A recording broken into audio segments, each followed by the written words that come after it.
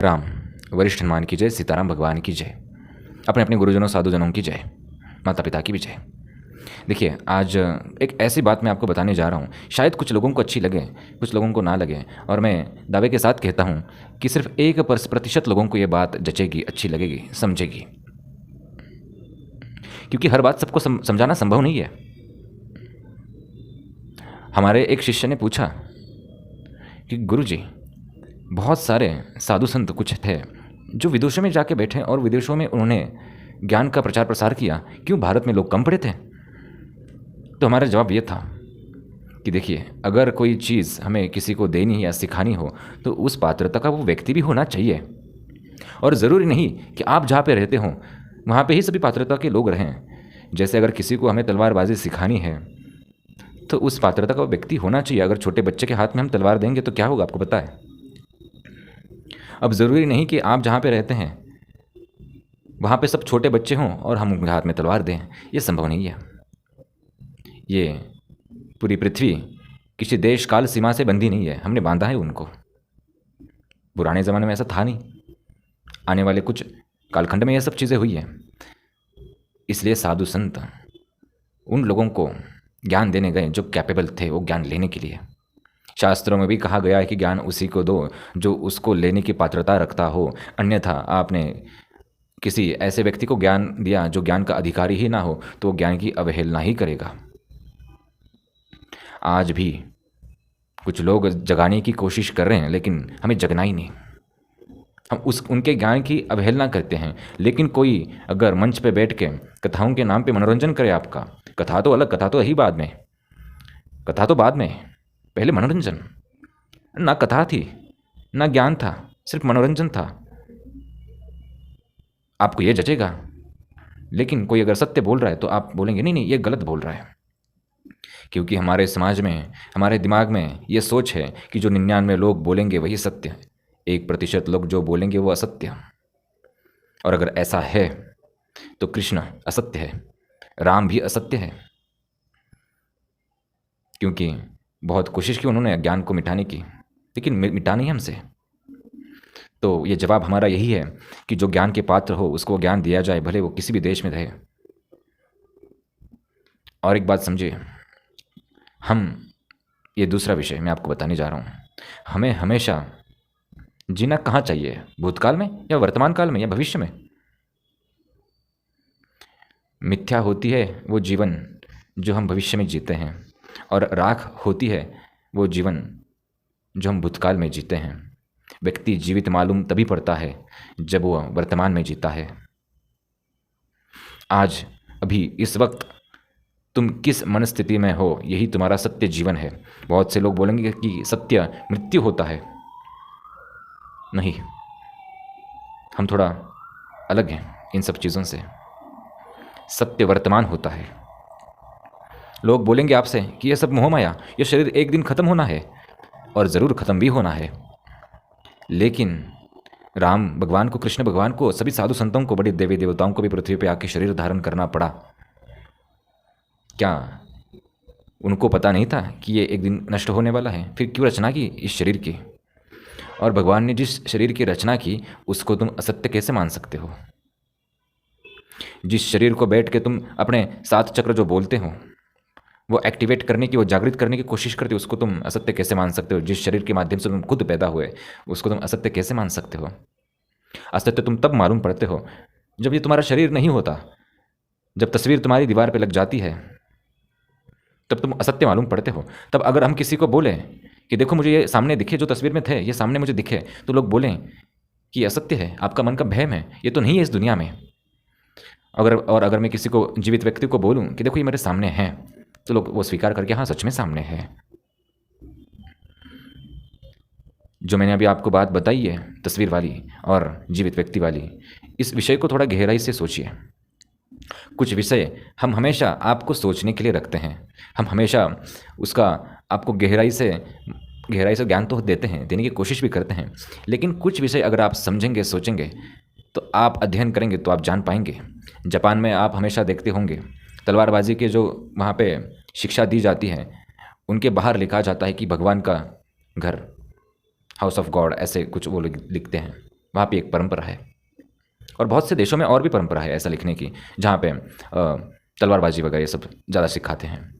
अब हिंसा का स्थान भगवान का स्थान कैसे हो सकता है? एक घटना, एक कथा शायद आपको भी पता हो, बहुत से लोगों ने सुनी भी हो, अलग अलग गुरुओं के मुख से। आज हमारे मुख से ये कथा आप सुनो। घटना ऐसी कि ऐसे ही एक तलवारबाजी के कक्ष में एक विद्यार्थी गया और उसने गुरु को बोला कि गुरुजी, हमें तलवारबाजी सीखनी है, कितना समय लगेगा? गुरुजी ने उत्तर दिया, देखो 6 महीने लगेंगे। उस विद्यार्थी ने उत्तर दिया, गुरुजी 6 महीने क्या, मैं 1 साल रुक सकता हूँ।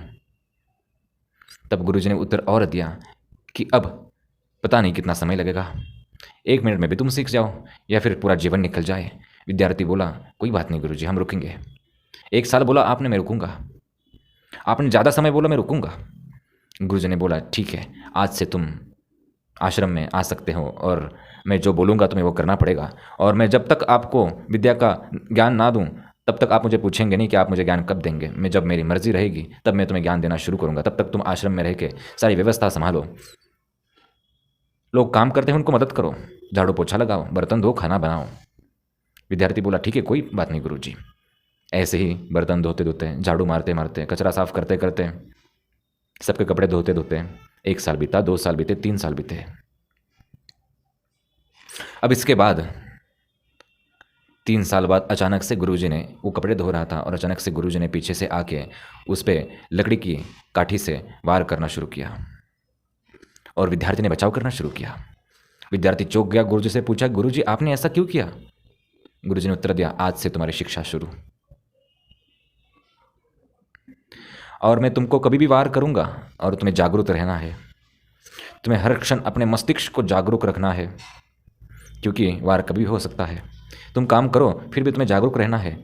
संपूर्ण जागृत अवस्था में तुम जब वो काम करोगे तभी तुम बच पाओगे, अन्यथा वार हो जाएगा तुम पे। हर वक्त विद्यार्थी काम करे, कपड़े धोए, बर्तन धोए, खाना बनाए जागृत अवस्था में, और वार कभी भी होना शुरू हो गए। विद्यार्थी बचाव करना शुरू कर रहा था। ऐसे ही सिलसिला और 3 साल तक चला, और 3 साल बाद विद्यार्थी फिर परेशान कि अभी तक मेरी शिक्षा शुरू नहीं हुई ढंग से, मैंने तलवार हाथ में ली भी नहीं, मैं सिर्फ वार को झेल रहा हूं, यह कैसी शिक्षा?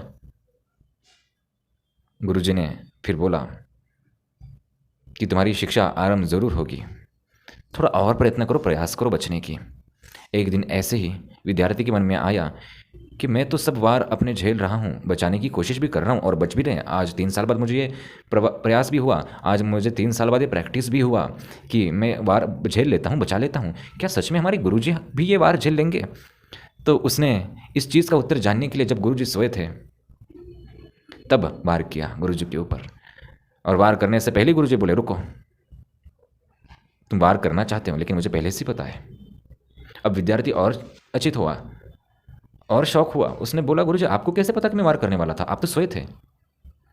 गुरुजी ने तब उत्तर दिया कि यही असली शिक्षा है, जब तुम अपने मस्तिष्क को वर्तमान में जीना शुरू करोगे तब तुम वस्तुओं के बारे में, चीज़ों के बारे में अचेत सचेत रहना शुरू कर देते हो, जागरूक रहना शुरू कर देते हो। आज आप गाड़ी चला के इतनी दूर से आए, आपको बिल्कुल पता नहीं होगा, आपके हाथ पाँव अपने आप चलते थे, आप जागरूक नहीं थे। और आप ध्यान से सोचना, जितने भी घटनाएं आपके जीवन में अनावश्यक हुए उस वक्त आप जागरूक नहीं थे, आप बेहोशी की ही हालत में थे। आज कुछ साधु संत भी हमें बेहोश करने की कोशिश कर रहे हैं परिस्थितियों में कि ये करो हो जाएगा सब, नहीं ऐसे होगा। आज कुछ मोटिवेशनल स्पीकर्स भी ऐसा कर रहे हैं, ऐसा ऐसा करो हो जाएगा, नहीं ऐसा होगा। तुम्हारी शुरुआत कुछ होने की तब होगी जब तुम हर प्रतिक्षण जागरूकता में जियो। तुम कल्पना में जीते हो, उस वक्त तुम जिंदा नहीं होते। और गुरुजी ने भी उस विद्यार्थी को ज्ञान दिया कि देखो, अगर तुम जागरूक अवस्था में जीते हो तो तुम्हें हर वस्तु का ज्ञान होना प्राप्त हो जाता है, नहीं तो तुम्हारे दिमाग में सिर्फ जवाब, सवाल ही रहते हैं। जो अभी मैंने सारी बातें आपको कही बहुत से लोगों के सिर के ऊपर से गई होंगी, क्योंकि जैसे मैंने शुरुआत में कहा कि ज्ञान लेने में इतनी क्षमता नहीं। हम आपको 1000 वॉट की लाइट देंगे, लेकिन अगर आपका बल्ब 10 वॉट का हो तो वो लाइट कैसे जलेगा? इसलिए तो कहते कि गुरुजनों के चरणों में बैठो। बहुत अजीब संवाद था आज का, और बहुत गहराई हमारे तरफ से, लेकिन आपको ये विषय बिल्कुल नहीं समझा होगा। कुछ बहुत कम लोग रुके होंगे अंतिम तक, ये भी बात सत्य है। और बहुत से लोग विचार करेंगे इन्होंने बोला क्या।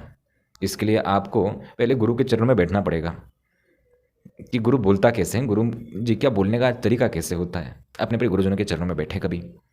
और हाँ, जिनको भी वरिष्ठ हनुमान आना है वो हर रविवार सुबह 11:30 बजे से पहले यहाँ पे आना अनिवार्य रहता है। 11:30 बजे के बाद आप कदापि ना आए, ये भी ध्यान में रखें। अर्जी वाले पेशी वाले भी लोग 11:30 बजे से पहले ही आना कंपलसरी है सबको, पुराने हो नए हो कोई भी हो। और ध्यान रखें नए लोग, स्थान हमारा बहुत छोटा, जहाँ पे निवास स्थान वहीं पे है। चमत्कार की कोई अपेक्षा ना करना कि हम आज गए कल से एटीएम शुरू, पैसा शुरू, बारिश शुरू, पैसे की काम सब हो गए, ना ना ना ना। और ऐसा अगर आपको कोई बताता हो तो आप भी असत्य जीवन जी रहे हैं। जैसे मैंने अभी कुछ वक्त पहले आपको जो बातें बताई, आप भी कल्पनाओं में जी रहे हैं कि हम इनके पास जाएंगे तो ऐसे ऐसे होगा। नहीं, हमारे पास आना है तो पहले वास्तविकता को जानो। और सत्य हमेशा कड़वा रहता है, सत्य हमेशा बोरिंग ही लगता है, तो हम थोड़ा बोरिंग टाइप पे भी आपको लगता है हमारी भाषा रहेगी आपके लिए। क्योंकि और एक बात ध्यान में रखें, वरिष्ठ हनुमान वही आएगा जिसका आने का योग संयोग रहे। हम हमारे लोगों को अपने पास बुला ही लेंगे।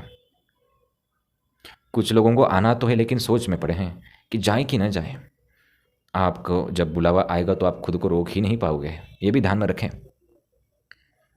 यहाँ पे 5 से 21 पेशियाँ की जाती हैं। अब पेशियाँ मतलब ये नहीं कि आपको सिर्फ चक्कर यहाँ पे लगवाए जाते हैं ना, आपको यहाँ पे कुछ ऐसी बातें बताई जाती हैं जिससे आप जीवन में संकटों से लड़ सकें। यही बातें बताना है कि चार्जेस कुछ लोग 20-20, 50-50 हज़ार लेते हैं, वहाँ पे आप भर देते हैं पैसा। यहाँ पे तो निःशुल्क है। और कुछ लोगों ने हमें बताया कि गुरुजी निःशुल्क की कोई वैल्यू नहीं होती। तो इसलिए हमने बोला कि ठीक है, जिसको स्वेच्छा से अगर कुछ दान करना है तो वो स्वीकार्य है, लेकिन हमारा दरबार तो निःशुल्क है। और आशा करता हूँ कि जिनको आना है वो आए। नीचे आपको नंबर दिया जाएगा व्हाट्सअप का, उस पर आप व्हाट्सअप करेंगे।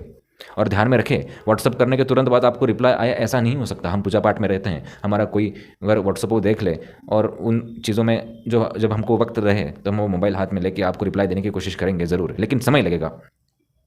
ऐसा ना समझे कि हम फ्री बैठे और आपको हमेशा संपर्क, आपका फ़ोन आए, मैसेज आए और हम जवाब दें। कृपा करके हमारे भी समय की थोड़ी सी आप कदर करें और व्हाट्सअप करें। पूरा एड्रेस वहाँ पे दिया जाएगा, Pune metro station Ruby hall के पास ये स्थान। तो आप यहाँ पे आ सकते हैं। संपूर्ण सात्विक चीज़ें यहाँ पे रहती है, कोई आडंबर, यहाँ पे कोई अंधविश्वास नहीं रहता। हम अंधविश्वास के बहुत खिलाफ। और हाँ, ये भी ध्यान में रखें, यहाँ पे कोई ऐसी चीज़ नहीं बताई जाएगा आप नंबर के पीछे ये लगाओ, आपके नाम के पीछे ये लगाओ, आप ये हीलिंग करो, आप वो हीलिंग करो, ना ना ना ना। कभी भविष्य में इन सब के सत्यता हम बताने की आपको कोशिश करेंगे और कड़वा भी सत्य रहेगा। तब तक आप इन सब लोगों की बातें सुनते रहें, ताकि इन लोगों ने जो बिजनेस मॉडल डिज़ाइन किया आपके लिए वो भी आपको समझे। तो आशा करता हूँ कि सब चीज़ें आपको समझी होंगी और ये संवाद बहुत ज़्यादा दिमाग के ऊपर से गया भी होगा, ये भी आशा करता हूँ। और जिनको समझा होगा उनके लिए तो साधुवाद, धन्यवाद। जिनको ना समझा होगा वो वापस से देखें। वरिष्ठ हनुमान की जय। राम।